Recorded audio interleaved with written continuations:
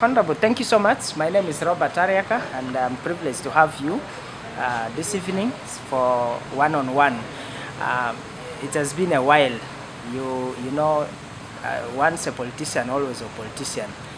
The people of Arua district, Vurra constituency, have asked several questions. Yes. Are you coming back? Let's start from there. Tell us who engineer Dr. Gabriel Aridru is.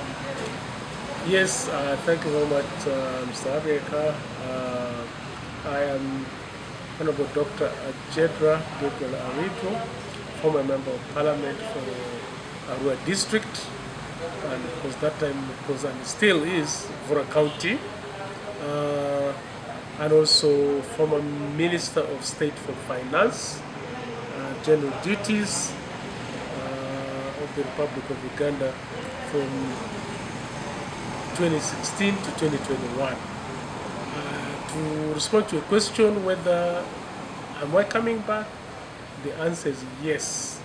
Not because of what I want, but because of requests from the community, from the people, that we need you to come back and complete the duties that for some of the programs, government programs, and some of the things that you did which have not been completed. So yes, I'm coming back in 2026, 2031.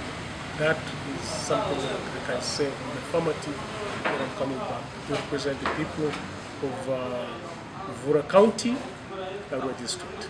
What would you say has not worked in the last 3 years? We're coming to 4 years that you were voted out, yes, but people still miss that you should have been the one to do them? I think it's the service delivery. The service delivery has been the biggest issue. I've been able to talk to a number of people, elders, the youth, even the women groups, the church groups, and mosques. They have basically said, in the last 3 years, they have not seen the kind of service delivery that was there during my term as a member of parliament. So I think that's one of the reasons why many people have sent representatives.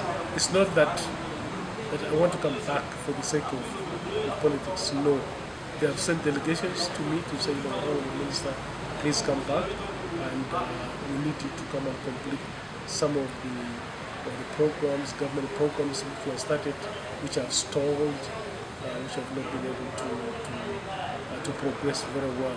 So it has been a request from the people for me to come back, and that's one of the reasons why I am coming back. Could you mention one or two of these projects that you think have stalled? What I know of is water project. There were issues to do with rural electrification connections, yes. But others? Yes, one of them is the rural electrification program. We had mapped up many areas in the Vurra County, Arua District, where we wanted electrification to be able to be completed. And as soon as I left office, many of those have stopped. And two, water is very important for human life. And the government has the project and the plan that 70 to 80% of the population to be able to get safe drinking water, and many of those have actually stalled. Additionally, if you look at the road infrastructure, it's a mess. It is very difficult. It is impossible, and yet Vurra has been blessed with the fact that now we are a district. We have the equipment, we have the manpower, we have the resources to be able to improve the rural road network, and that is not happening. You see, before, the road equipment used to be shared between Ajedra County at that time, Vurra County, Madi-Okono, and Teregu. 4 counties were sharing the road equipment. But right now, we want to have one county. The question is, why don't we have a better road network? There was a time, I think about a week ago, where one of the residents of Vurra shared the road conditions in the district on a social network. And so people complain that, you know what, the road network is a mess. Vurra is a food basket for our city. Most of the food that comes to our city comes from Vurra. And you cannot have that delivery of food to the city when the road work is not very good. So the road network has been a problem. The health sector is a problem. And you know very well that, you know, Vurra as district, Vurra as a county does not have a district hospital. We depend on Kuluva Hospital, where patients must pay to get health services. And yet, if all the other counties, they either have a district hospital, they have a health center where people are able to get services free from government. Vurra has been denied that opportunity. And so people are saying that, you know what, Honorable Minister, please come back and come and complete some of the projects. So that's one of the reasons why I'm going to come back to complete what I started. I think that is, that's why they're calling me back. They always say you learn from your mistakes. What were the gaps that made you not make it that you think you can fix this time? I did a lot, but I think, as you know, you're a media person, the problem was that my message was not communicated to the people in terms of what that I did. In terms of the subsidy in the health sector, that has been very clear to the people. In terms of the road network, they know that very well. I did a lot in terms of rural water supply, they know that very well. So the reason, some of the mistakes I have is that my message was not communicated to people in terms of what I did. And that's one of my mistakes. What I'm hearing from well-wishers is that, you know what, some of your agents let you down. Yes, you did a lot, but they did not communicate that information to the people. That where I was supporting the community in all of the activities, with the fundraisings, with the burials, with the fundraisings for school fees or whatever it is, I will send money, but that money will not reach the way I had intended. So those are some of the mistakes. They said they have basically said, you know what, you need to reorganize your team if you have to win again. So it is basically the team that I was working with that let me down. Not that I did not do work, not that I did not sort of fulfill some of my promises, but that is one of the issues. So I need to work on that, and I'm currently working on that as well. How are you going to ensure this time it works better? What strategies do you have? I intend to have new team. Not that I'm going to neglect my old, but I need to have new team brought on board. People who are there for our cause. People who are going to be honest and genuine and support our cause. For example, I was in one of the churches yesterday, Sunday, when I was fulfilling one of my pledges to the community. I had pledged that I would be able to support them with the cement to be able to build their church. But the problem was that when I sent money through my agents, they will not deliver what I had sent. And therefore, the community said, you know what, you need to organize your team and work with the people who are honest, who are genuine. And so I have decided that, you know what, I will do a follow-up. When I say I'm sending you 1 million shillings to support the community in their church program, in their activities, in whatever it is that they're doing, it should be 1 million. And not that it will be less than what I have sent. And that's one of the feedback I got from the people. That was yesterday when I was in one of the churches in Yalembe. They said, I remember very well you said you give us 1 million, but what I was given, or what we were given as a community was 500. It means that some of the agents will not be very genuine in terms of what my contributions were to the community. So that's some of the things I'm working with, and those are one of the mistakes that I made. There's this aspect of socioeconomic transformation, empowerment. Yes. People now have formed groups in different levels, youth, women, the elderly. Yes. They look into aspects of leaders supporting them in their groups. Yes. What government is also doing through PDM and Yoga and others. Yes. Do you think this is an approach that can also work? No, it's a very good initiative. I remember when the PDM was passed, I was a member of the cabinet. We debated it. We agreed that it's a very good initiative on the part of the NRM government to be able to empower our circles in the parishes, in the villages, and so on. So it was a very good initiative. So I think what needs to be done is that we need to ensure that the government initiatives are implemented and people are able to benefit from those initiatives. Yeah, so those are one of the things that needs to be followed up at the local level, because at the central level, government has made the budget, they have given the funds. The question is, how is it implemented now at the local level to be able to lift our people out of poverty?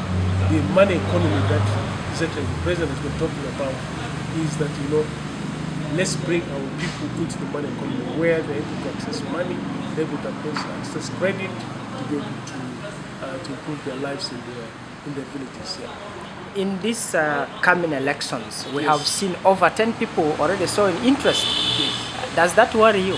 No, it does not worry me, because at the end of the day, people are looking at my record when I was a member of parliament, and they'll be looking at the current members of parliament.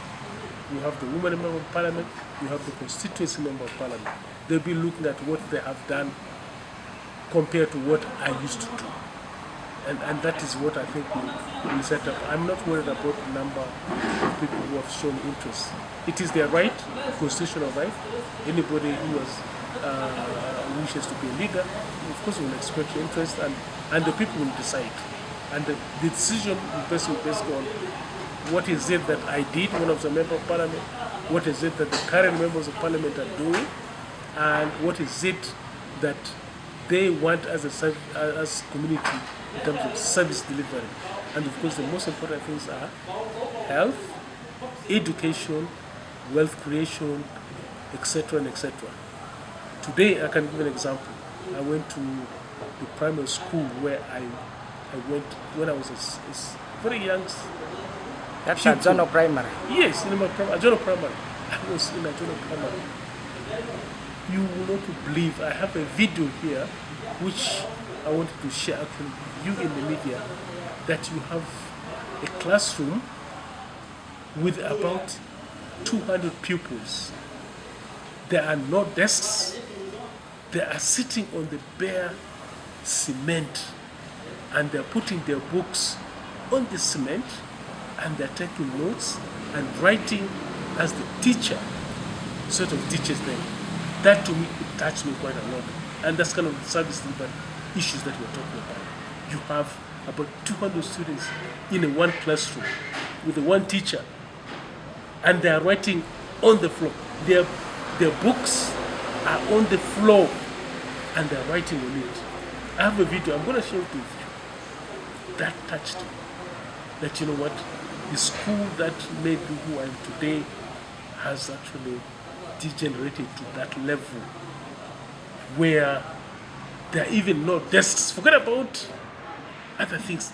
There are no desks, but the people are sitting on the floor. They're bending down and writing as the teacher sort of teaches them. That to me touched me so much. And I can promise you, I'm going to be Minister of Education, voice my concerns to them, that, you know, when you're talking about service delivery, you're talking about education, you are talking about having a bright future for our kids. That's unacceptable. It cannot be. I wanted to invite you in the media to go to Ajedra Primary School, We will take a where lead the and go whole there. minister of State for Finance started his education. The school is in a deplorable state. That is a very deplorable state.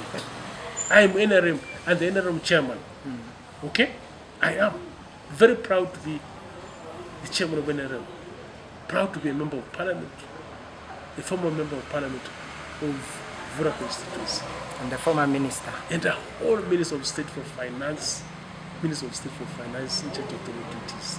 That in my village, in my primary school, that made me who I am today. That pupils are using the floor to take notes. That touched me today. That really touched me today. Particularly about this school, what do you think can do differently now, even before you go to parliament? What happened was the roof of some of the buildings were blown by the wind because there were no windbreakers. And incidentally, it happened to be actually the classrooms where I used to sit. I used to sit in those classrooms. The roof was blown away, so the students had to be taken to the other classrooms which were occupied by other classes. And so it increased the number of students. The total number of students in that school is 1,400. This is primary 1 to primary 7. You can divide that by 7. It comes to exactly what I said to you. 200 students, pupils, per classroom. That's what it is. And it touched me so much. As we conclude, what will be your priority if the people of Vurra give you another 5-year term in the next elections? My priority are 4. 1 is education. We all are graduates of some school of education. 2 is health. And I've made this very, very clear. It does not matter who you are. Whether you're a minister, you're a member of parliament, whether you're a local government person, one day, you must visit a hospital or a health facility. Health is number 2. Number 3 is agriculture, because most of our people are engaged in agriculture. I will quote what one of the Indian prime ministers said. Everything else can wait except agriculture. Food. Because whether you like it, you don't like it, you must eat food once a day. It does not matter the quality of food you eat. At least you must eat food once a day for this body to be able to be sustained. And the number 4 is infrastructure. Infrastructure is important because you must be able to deliver what you produce to where it's going to be produced. Those will be my emphasis if the people of Vurra give me the opportunity to come back. 2 last questions. Do Yes. you think the people of Vurra are missing ministerial position because of quality of leaders? Very much so. I have been able to interact with a number of people, and one of the things that I can state very categorically is that Vurra is an NRM constituency. From the days of my brother Dr. Ajedra, we have always been NRM constituency. And we have voted His Excellency the President about 80% plus. In all the elections, you can go to the records of Electoral Commission that when you come to general elections,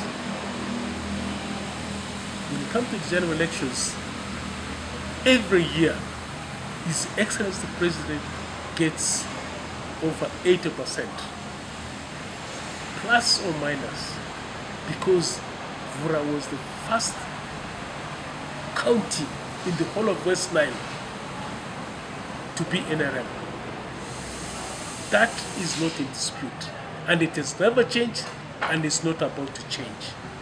We have always voted NRM. In terms of the members of parliament, you can have an independent who is always NRM naming. You can always have an NRM member of parliament, and we have always had ministerial positions. And of course, there are benefits that come when you are a member of the cabinet. That I've witnessed this myself because I've been there 2 terms as a minister. So the benefits of being a minister or a member of cabinet far outweigh when you are just a member of parliament.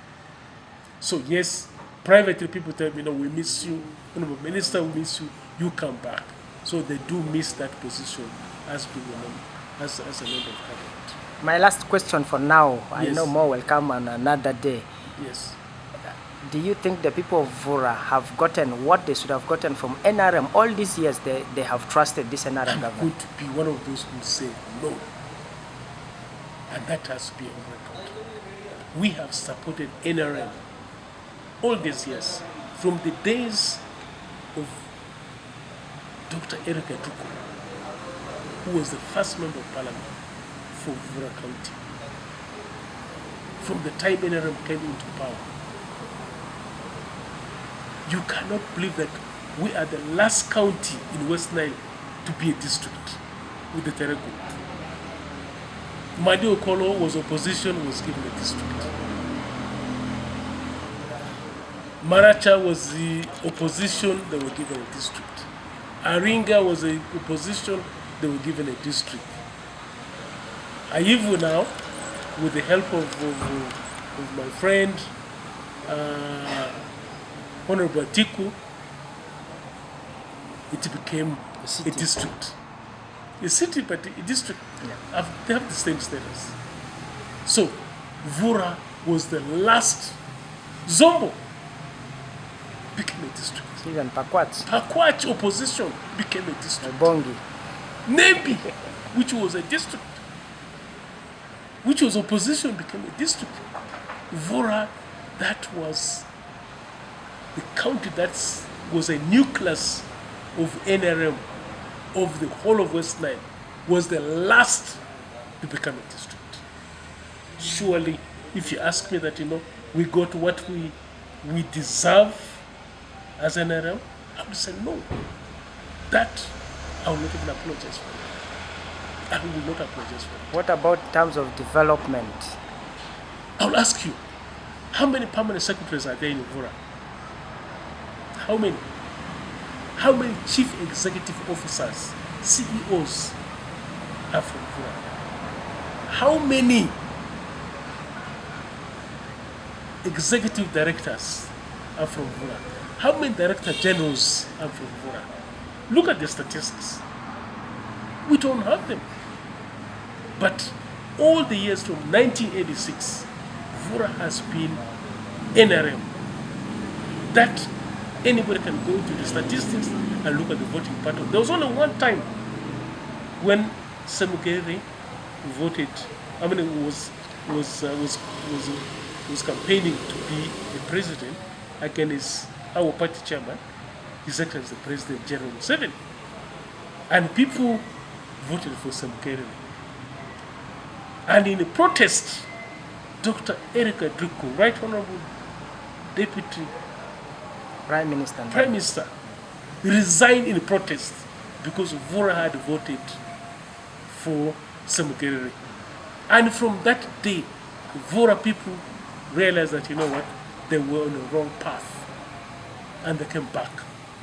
So from that point onwards, exactly the president was voted. NRM has always won in that.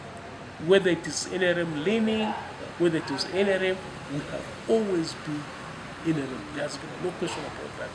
So I don't think, I'll be honest with you, I will not miss my words, that I don't think Vurra has, in this government, got what it deserves. So now, okay, like I said, that was my last question, but still in this part of the question, what would you ask President Museveni, now that we know many people think he has also lived his life, and but he's still the party chairman and contesting again? What should he give to the people? What would you ask him?